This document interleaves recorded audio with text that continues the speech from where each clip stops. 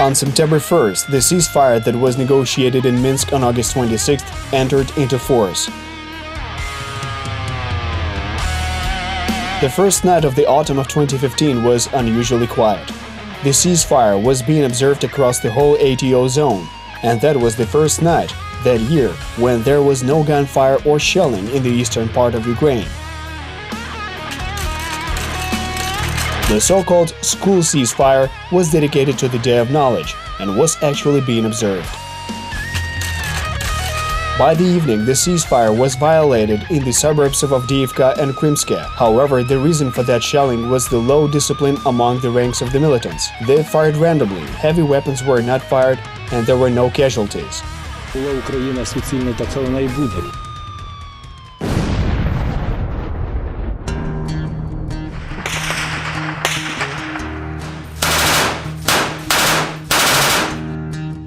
This is the 66th episode of the series History of the War. In 2014, the Russian Federation committed an act of armed aggression against Ukraine.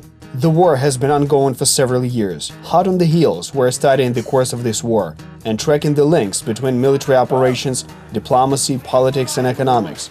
We're trying to understand how it all happened and, most importantly, why.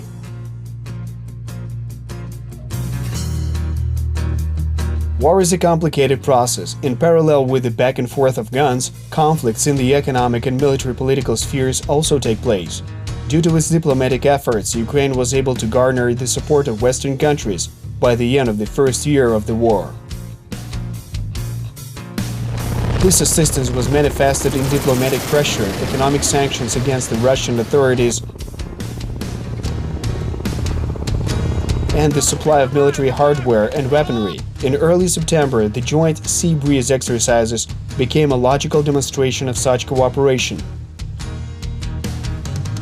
Meanwhile, the security service of Ukraine was constantly trying to interfere in cooperation of a completely different nature. A local resident that was adjusting artillery fire of the militants was arrested near Stagnativka, and a militant who was trying to get a legal Ukrainian ID card so he could freely travel to Russia was arrested in Konstantinivka. There is a fascinating legal quirk that is worth noting here. Not officially recognizing the DPR and LPR states, the Kremlin declared the protection of the rights of the inhabitants of the so-called republics. However, Russia did not welcome the immigration of the latter. Refugees had limited rights and difficulties with employment, and if a resident of the so-called Novorossiya committed a crime on the territory of Russia, they could be extradited to Ukraine and handed over to the Ukrainian law enforcement authorities.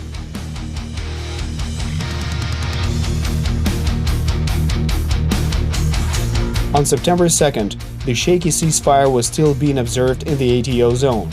The silence regime was violated 10 times, but no heavy weapons were used. A new edition of the military doctrine of Ukraine was adopted at a meeting of the National Security Council of Ukraine. Among other threats to the state, the document outlined the presence of massive regiments of Russian troops near the border, the threat of deployment of Russian nuclear weapons in Crimea, and also the presence of Russian troops in the unrecognized Republic of Transnistria.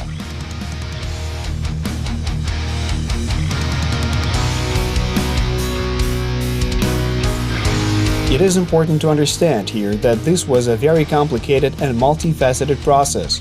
Sometimes the destruction of enemy forces is not the goal of a battle, as the enemy troops can be rendered unable to fight without firing a single shot by limiting the supply of ammo or fuel. And if you gain influence over officers in the high command, the enemy commanders will either give deliberately erroneous orders or simply remain idle. It was precisely the inaction and lack of coordination that doomed a fairly large group of Ukrainian troops in Crimea. Conversely, it was a relatively effective and high degree of communication at different levels that saved the Ukrainian army during the tough battles to save the people in the city of Debaltseve.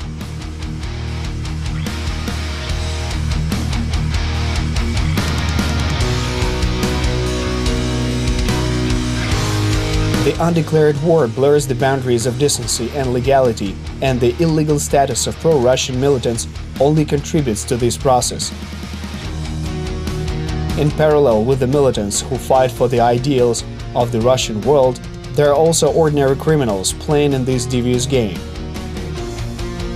On September 2nd, a Ukrainian mobile group that combats illegal transportation of goods across the demarcation line, was ambushed in an area between SHCHASTIA and SLAVNE. As a result of shelling and explosion of a landmine, 4 soldiers were injured, another 2, Andriy Halushchenko and Dmitro Zharuk, were killed. The next day, when investigating the circumstances of the incident in the same area, Captain of the 80th Brigade Volodymyr Kyiv stepped on a mine and died. On September 3rd, the Ministry of Foreign Affairs of the Russian Federation expressed its satisfaction with the ceasefire in eastern Ukraine. At the same time, militants fired mortars near the towns of Novatoshkivka and Opytne. In the late afternoon, terrorists fired grenade launchers at Ukrainian positions near the town of Krasnohorivka, but thankfully the soldiers managed to avoid casualties in this area. In Kyiv, the security service detained a criminal group of 4 people who were planning terrorist attacks. It is noteworthy that the perpetrators were arrested during an attempt to blow up a volunteer assistance collection point. During their arrest, the terrorists resisted and used an RGD-5 grenade, but were stopped in time and were seized. Not surprisingly, as it turned out, the leader of the group was a citizen of Russia.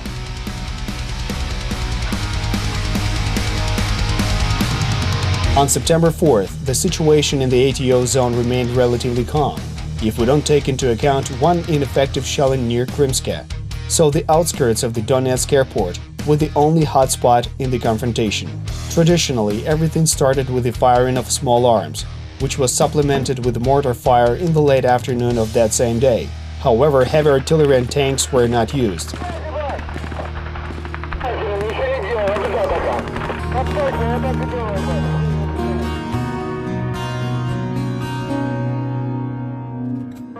On the night of September 5th, a tank, a 23mm anti-aircraft gun, mortars and small arms were fired at the town of Marinka again. Militants fired small arms at Ukrainian positions on Svetlodarsk Arc and near the town of SHCHASTIA. All those actions were means of psychological warfare, and the militants did not initiate any offensive actions. In total, the terrorists committed 14 provocations that day, most of which happened in the area of Donetsk. Meanwhile, the ceasefire was being diligently observed in the south of the ATO zone, near the city of Mariupol.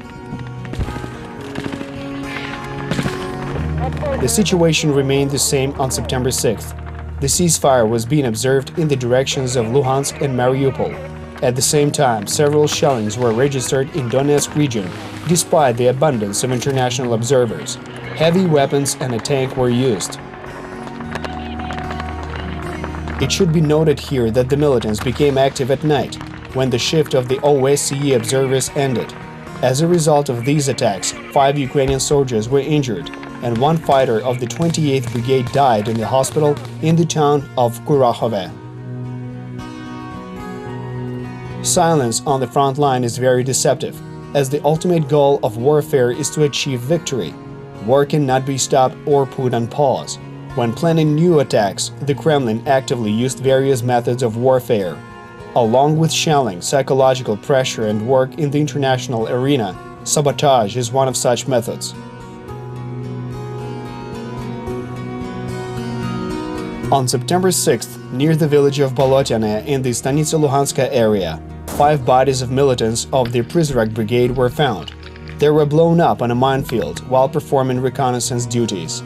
While preparing sabotage and terrorist attacks, the Russian special services skillfully exploited human weaknesses by recruiting locals and promising them either money or Russian citizenship. The Russian saboteurs also collaborated with representatives of the criminal world, buying up weapons from corrupt Ukrainian soldiers. It is important to understand that in the context of subversive activities, this is a much cheaper and easier way to obtain ammunition than organizing supply routes from Russia.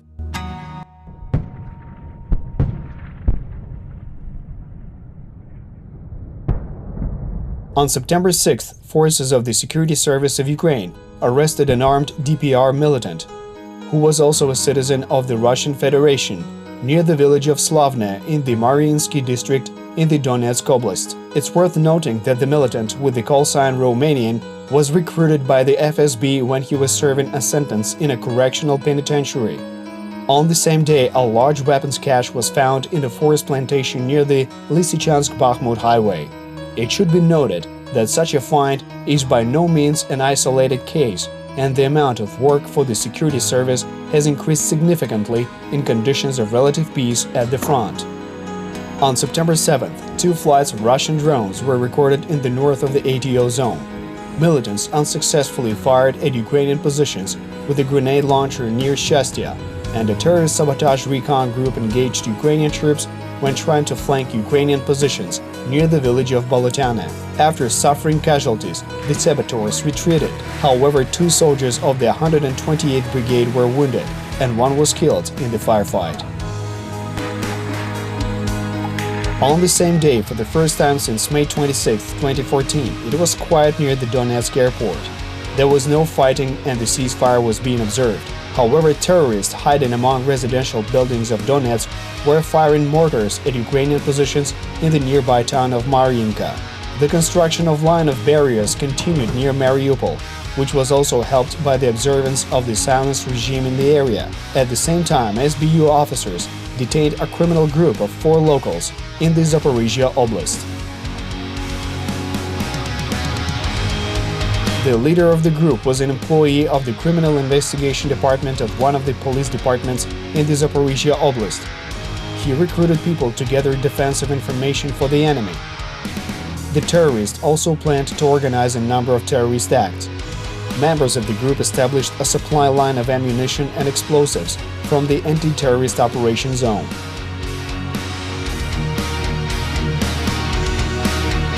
In the ATO zone itself, law enforcement officers found several more caches with ammunition and explosives. In Toretsk, a local resident turned his garage into a small arsenal where more than 3 kilograms of explosives, 4 mines, 4 heat rockets, 16 hand grenades, and 6,000 ammo rounds were stored. The owner had a simple explanation for the origin of the ammunition. His friends brought all of that to him for storage.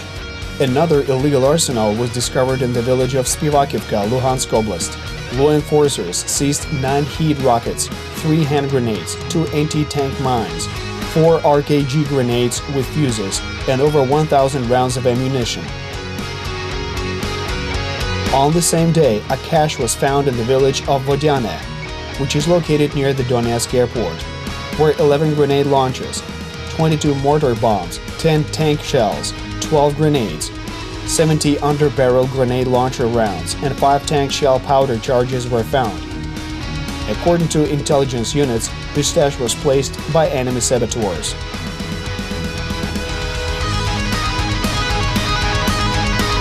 Such abundance of weapons is quite predictable. Military operations can be planned, but it is impossible to implement them perfectly.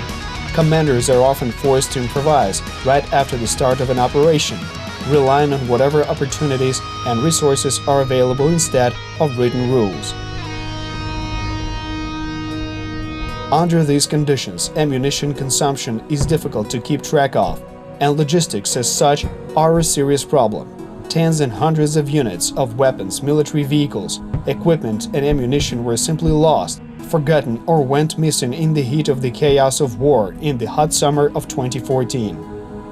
It should be remembered that chaos, street riots, with gunfire and terrorist acts in cities are the goal pursued by the Kremlin. The special services of Russia stimulate the militants in various ways, leading them to seek and destroy through acts of terrorism, so they could show themselves under the guise of peacemakers and implement their own special order. By the autumn of 2015, relative law and order, along with a shaky truce, returned to the world called the ATO zone. The fighting did not end, but 450 kilometers of the front line, from Mariupol to Stanitsa Luhanska, became a line between war and peace, between anarchy and order, and between the past and the future.